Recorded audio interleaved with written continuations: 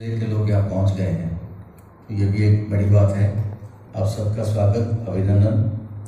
और अच्छी टीम है, सेलेक्टेड टीम जिसे कह सकते हैं, चुने हुए और टीम जिसे कह सकते हैं, रत्न भी कह सकते हैं, ऐसे लोग हमारे बीच में हैं। सारी बातें हो गई हैं, ज़्यादा कुछ कहने की आवश्यकता नहीं है। एक तो बाकी संगठन के विषय में कवि की सोच क्या होनी चाहिए, कवि की भूमिका क्या होनी चाहिए समाज में, आज बाबू जी मार्गदर्शन करेंगे। मैं एक विषय आपके ध्यान में लाना चाह रहा हूँ, राजस्थानी भाषा को लेकर। मैं जहाँ भी जा रहा हूँ इस चर्चा को ले रहा हूँ। बांसवाड़ा गया था कुछ दिन पहले, गया तो कोई और कार्यक्रम से था, लेकिन कवि संगम के लोगों को बुलाया, उनके साथ बैठ के चर्चा की। वो चर्चा में सब जगह जिस भी जिले में जा रहा हूँ वहाँ चला के कर रहा हूँ। देश जब आज़ाद हुआ तो हिंदी को राष्ट्रभाषा होना चाहिए, ये अभियान कुछ लोगों ने हाथ में लिया। वो अभियान हाथ में लिया तो जैसा सरकारी तंत्र करता है, उन्होंने एक शर्त रख दी कि देश के जितने प्रांत हैं उनमें से आधे प्रांत, कम से कम आधे प्रांत ये कहे कि हम हिंदी भाषी हैं, तो हिंदी राष्ट्रभाषा होगी। वो आधे में कुछ कमी कर रही थी। तो राजस्थान आए राजऋषि पुरुषोत्तम दास टांडन, और यहाँ के तत्कालीन मुख्यमंत्री सुनील सरकार नहीं थी, उस तत्कालीन मुख्यमंत्री से मिले, राज प्रमुख से मिले और उनसे निवेदन किया कि राजस्थान अपने आप को राजस्थान हिंदी भाषी घोषित कर दे तो हिंदी राष्ट्रभाषा हो जाए। और हम तो बना रहे थे मनुष्य, राजा के बेटे को बचाना है तो अपने बेटे को मरवा भी सकते हैं।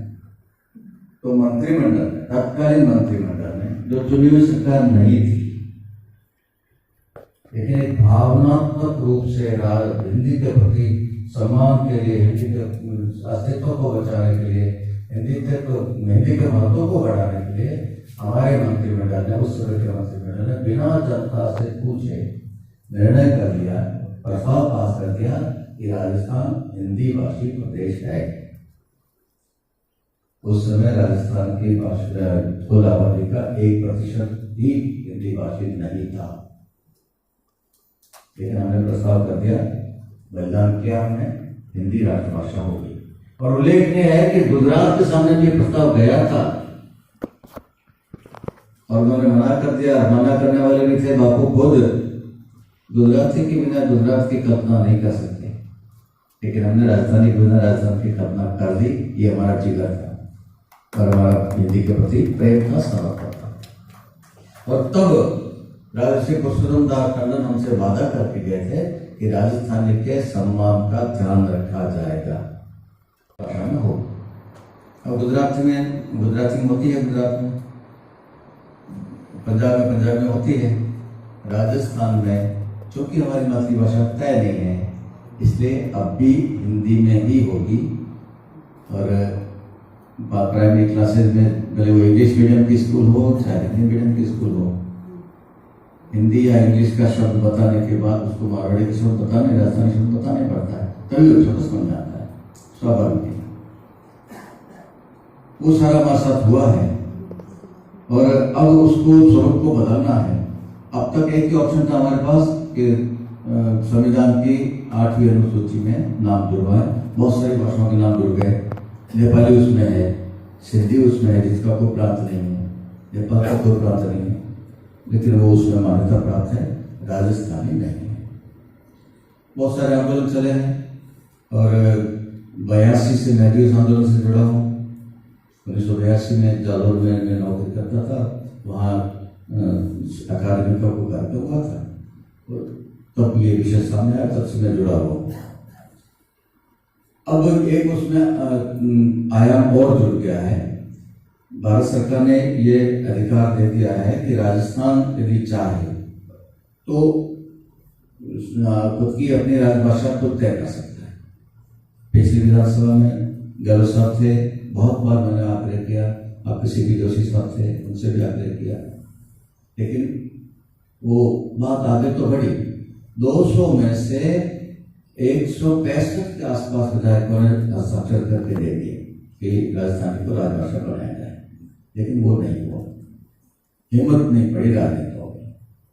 हिम्मत इसलिए नहीं पड़ रही है कि इस राजस्थानी की बात करते सीधा सवाल आता है, कौन सी राजस्थानी?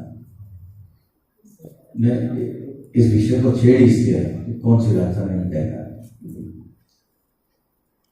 मेवाड़ वाली है कि बागड़ वाली है कि हाड़ौती वाली है कि ढूंढाड़ी है कि मारवाड़ी है, ये प्रश्न आता है हमारे सामने। और ये प्रश्न अज्ञानी आदमी तो उठाते ही हैं जिनको भाषा विज्ञान नहीं पता। दुर्भाग्य से यहां से भी उठता है। एक हिंदी लिखा हुआ है, उसमें संशोधन होगा और उसमें ये लिखा जाएगा हिंदी के अतिरिक्त राजस्थानी को भी राजभाषा की मान्यता दी जाती है। विधानसभा का काम, मंत्रिमंडल का काम सिर्फ इतना है।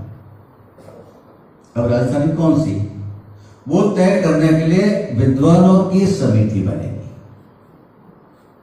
आज मैं सरकार का हिस्सा हूं, इसलिए एक बार और ज्यादा अधिकारपूर्वक बोल सकता हूं। विद्वानों की समिति बनेगी, जितनी भी प्रमुख बोलियां हैं उन सब बोलियों के प्रतिनिधि उसमें होंगे।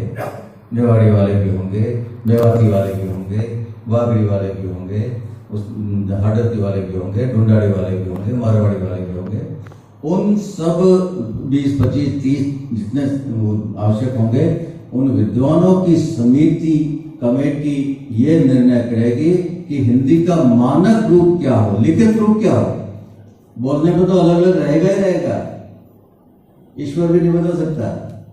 मानक रूप लिखित में क्या हो? 6, अब वो ढूंढाड़ी वाले 6 बोलते हैं, हम 6 नहीं बोलते। कोई है बोलता है, कोई है भी नहीं बोलता। तो वो सारा एक रूप करना है, क्योंकि लिखित में ये रूप रहेगा। गुजराती में भी यही है, लिखित रूप एक है उनका। मराठी में भी यही है, लिखित रूप एक है। मैं गुजरात में, आप लोग को तो बहुत संपर्क में गुजरात के नजदीक बैठे हो। गुजराती में नॉर्थ गुजरात के अलग तरह के वो